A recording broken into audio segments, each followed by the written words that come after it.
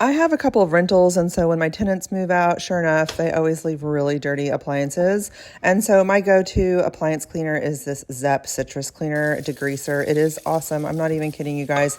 It is so easy to use. It smells really good. It uses the power of citrus, but you basically just mix 1-to-1 ratio. So like whatever you use from the big bottle, you just double it with your water.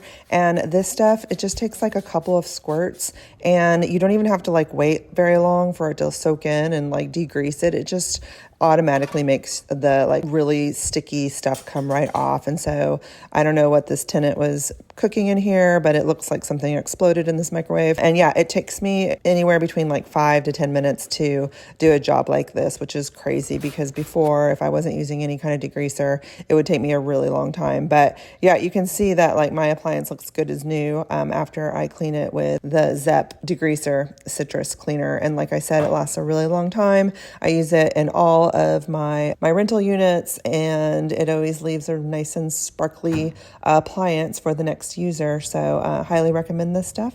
It won't do you wrong.